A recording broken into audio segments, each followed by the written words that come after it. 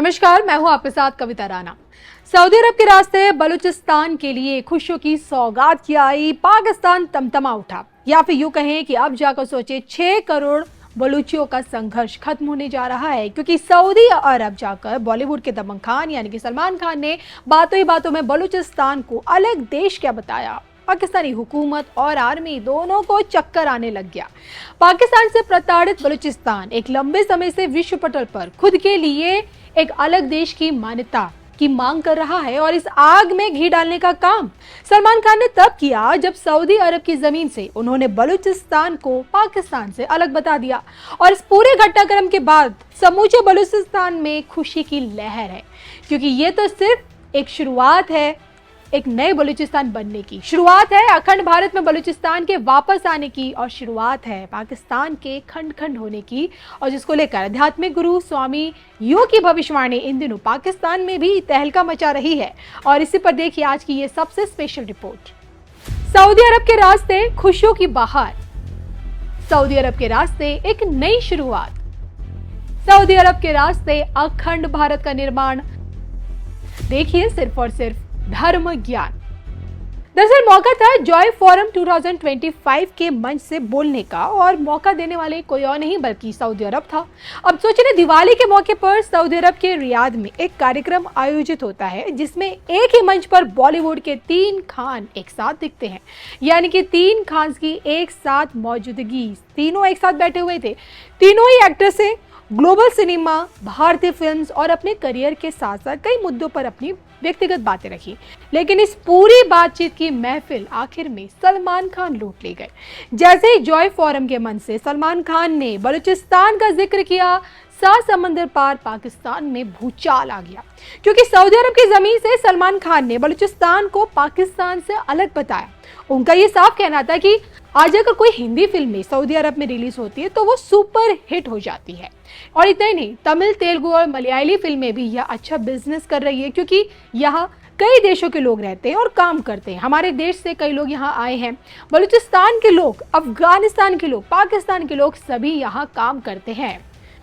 तो बलूचिस्तान को पाकिस्तान से हटकर बताना, अब आप इसे सलमान खान की जुबान फिसलना कहें या फिर सत्यता का आईना, सच तो यह है कि सऊदी अरब की जमीन से पाकिस्तान से अलग बलूचिस्तान का नाम लिया गया है, और यही चीज 6 करोड़ बलूच के लिए उम्मीद की किरण अब बन चुकी है। आलम यह कि बलूचिस्तान की तरफ से इस वक्त सलमान खान को शुक्रिया कहा जा रहा है। खुद सामने आए बलूच नेता अमीर यार ने इस बार अपनी टिप्पणी देते हुए अपनी खुशी भी जाहिर की है। सऊदी अरब में भारतीय फिल्म जगत के दिग्गज सलमान खान का बलूचिस्तान का उल्लेख 6 करोड़ बलूच नागरिकों के लिए खुशी लेकर आया है। बलूचिस्तान का जिक्र पहले भी भारतीय फिल्मों में हुआ है, लेकिन ये क्षण अलग है। ये किसी फिल्म में नहीं बल्कि सऊदी अरब की धरती पर कहा गया है। 100 बात की एक बात यह है कि अब विश्व पटल पर बलूचिस्तान की आवाज उठाई जा रही है, लेकिन क्या पाकिस्तान से मुक्त होकर 21वीं सदी का आज का बलूचिस्तान खुद के विकास के लिए अखंड भारत में कभी वापसी करेगा? बलूचिस्तान की आजादी में क्या अखंड भारत का नक्शा देखा जा सकता है? इसके पीछे की थ्योरी और प्रैक्टिकल को समझने के लिए बलूचिस्तान के भविष्य को लेकर स्वामी योग की बातें सुनना आपके लिए भी बहुत ज्यादा जरूरी है। बलूचिस्तान को सपोर्ट इसलिए करना चाहिए क्योंकि उसका पाकिस्तान के इससे कोई लेना देना ही नहीं है। बलूचिस्तान एक अलग संस्कृति है बलूचियों की जी। बलूचियों के अपने प्रॉब्लम, उनके पास खूब संसाधन है, पेट्रोल है, मिनरल्स हैं, खनिज हैं, बहुत कुछ है। 44% एरिया पाकिस्तान की जो है वो बलूचिस्तान है, और उसी का ग्वादर पोर्ट चाइना जो है डेवलप करके पाकिस्तान को दे रहा था, और उसमें कमा रहे थे पंजाबी जी। तो बलूचियों के हाथ में तो कुछ भी नहीं लगा। बलूचियों के हाथ में जो लगा वो तो उनको टॉर्चर किया गया बहुत, मतलब जिसको कहते हैं ना, सारे ह्यूमन राइट्स का वायोलेशन उस एरिया में हुआ है। तो सारी दुनिया क्या कर रही थी उस वक्त? और आज अगर बलूची भारत से अपेक्षा रखता है कि भारत एक उसको जिसको कहते हैं ना जेन्युइन मदद करे, तो मुझे लगता है कि हमें स्पष्ट खुली नीति से आना चाहिए बलूचियों के समर्थन में। और बलूचियों में हमें नहीं भूलना चाहिए। आप पूछोगे तो आप हमारा क्या लेना देना, हमारी हिंगलाज माता जी वहां पर है, हमारा शक्ति स्थान वहां पर है। माँ का मस्तक जो बताया जाता है 51 शक्तिपीठों में वो बड़ी शक्तिपीठ है, और इतनी बड़ी शक्तिपीठ होने के बावजूद भी वो कंगाल के कंगाल रहे पाकिस्तान वाले, क्योंकि आप शक्ति को नहीं मानते हो जी। कोई बात नहीं, लेकिन आप इस तरह से उसके साथ दुर्व्यवहार नहीं कर सकते हो। बलूचिस्तान में जिस दिन हिंगलाज माता जी आज़ाद होती हैं, आज़ाद बलूचिस्तान, तो मैं मानता हूं कि एक हिंदू ट्रैवलिंग का जो सर्किट है टूरिज्म का, उससे ही बलूचिस्तान को इतना पैसा मिल जाएगा कि बलूचिस्तान की इकोनॉमी अपने आप रिवाइवल होगी। मिनरल्स हैं, खनिज हैं, मैदान है, काफ़ी कुछ, जल है, सब कुछ है उनके पास। देखिए स्वामी जी, अगर आज के बलूचिस्तान की मदद के लिए भारत आगे आता है तो आज का यही बलूचिस्तान क्या कल को बांग्लादेश बनकर भारत को आंख नहीं दिखाएगा? मैंने उस वीडियो में यही बताया। देखो कई बार क्या हो जाता है, नेकी कर दरिया में डाल। हमें वर्तमान की नीतियों को निर्धारित करना पड़ता है, जो वर्तमान की ज़रूरतें हैं उनको पूरा करना पड़ता है, और भविष्य में होने वाली चीज़ों को हम अपने कर्म के अधीन रख करके बदल सकते हैं।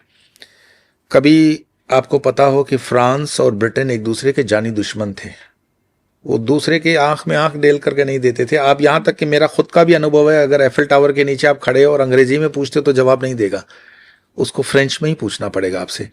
आज भी उतनी करवाट है, लेकिन दोनों नाटो में रहे, साथ में यूरोप संगठन में साथ में रहे, चले, एक दूसरे के अच्छे पड़ोसी रहे। और कभी ऐसा भी था कि ईस्ट जर्मन और वेस्ट जर्मन अलग था, आज वो जर्मन यूनाइटेड है।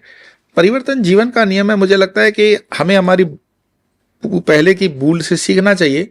जब हम बलूचिस्तान के साथ नेगोशिएशन करें तो बांग्लादेश वाली मिस्टेक ना करें। बांग्लादेश में मिस्टेक ये हो गई कि आपने उसको देश तो बनवा दिया, लेकिन उसका डिफेंस अपने हाथ में रखना था, उसकी करेंसी अपने हाथ में रखनी थी, उसकी फॉरेन पॉलिसी हमें अपने हाथ में रखनी थी। हमने उनको पूरी छूट दे दी। बंदरों को छूट दे दोगे तो बंदर उत्पात करता है। बलूचिस्तान के साथ नेगोशिएशन किया जा सकता है। आपकी डिग्निटी, आपकी रिस्पेक्ट, आपका धर्म आप मेंटेन करो, लेकिन आपका डिफेंस और आपकी फॉरेन पॉलिसी और आपकी करेंसी भारत देश देखेगा। इसको ही तो हम अखंड भारत कहते हैं। अखंड भारत का भी मैंने आपके साथ पॉडकास्ट में कहा हुआ है, और ये दिख रहा है अखंड भारत इस तरह होगा। इसमें कैसे हो जाएगा, आप देख रहे हो आज की तारीख में अफगानिस्तान से हमारे संबंध मधुर हो रहे हैं। मधुर थे ही, हमारा सांस्कृतिक उसके साथ लेना देना है, क्योंकि गंधार में गांधारी से महाभारत कालीन है हमारे। तो हम तो सांस्कृतिक भारत की बात करते हैं। हम जब अखंड भारत कहते हैं तो हम सांस्कृतिक भारत की बात करते हैं, हिंदू भारत की बात नहीं करते हैं। अच्छा, दोनों में क्या फर्क है, हिंदू भारत और सांस्कृतिक भारत? सांस्कृतिक भारत मतलब कल्चरल, संस्कृति मतलब कल्चर, और हिंदू मतलब आपका रिलीजियोसिटी, रिलीजन। जैसे कोई कहे कि पूरी दुनिया को हम इस्लाम कर देंगे, ये बेवकूफ़ी है, नितांत बेवकूफ़ी है। पूरे दुनिया को आप, पूरे विश्व को आप हिंदू बना दोगे, ये बेवकूफ़ी है, मूर्खता है, कभी नहीं होगा ये। पूरी दुनिया क्रिश्चियन भी होने वाली नहीं है। रादर उसमें इस तरह से करें कि बलूची अपने इस्लाम को मेंटेन करे, सिंधी अपने करें इस्लाम को मेंटेन करें, उस तरफ बांग्लादेश अपने इस्लाम को मेंटेन करे, नेपाल अपने हिंदुत्व को मेंटेन करे, भारत के अंदर जो हिंदू प्रधान इलाके हैं वो हिंदुत्व को करें, जो पाकिस्तान ऑक्यूपाइड कश्मीर और इस तरफ का कश्मीर है, जम्मू नहीं बोल रहा हूँ, वो विस्तार अपने इस्लाम को मेंटेन करे। जम्मू को हिंदू बहुल है तो उसको हिंदुत्व का मिलना चाहिए आज़ादी। अपने अपने धर्म की प्रैक्टिस करते हुए एक यूनिफाइड फेडरल सिस्टम के अंदर ये सारे देश रह सकते हैं। इससे फ़ायदा क्या हो जाएगा कि आपकी इकोनॉमी में ये जो हम उलूल जुलूल खर्चा करते हैं, मतलब अफगानिस्तान, पाकिस्तान या बांग्लादेश जैसे देश जो अपने जनता को खाने की 2 रोटियां नहीं दे पा रहे हैं, वो डिफेंस पे बिलियन ऑफ डॉलर खर्च कर रहे हैं, वो खर्चा बंद हो जाएगा। और फेडरल सिस्टम के अंदर ये होगा कि आप अपने धर्म के साथ, अपनी संस्कृति के साथ उसमें रहिए, पर इसका स्ट्रक्चर फेडरल होगा। यही अखंड भारत है, और यही अखंड भारत संभव है बनाना, और ये बनेगा, ये अखंड भारत बनेगा।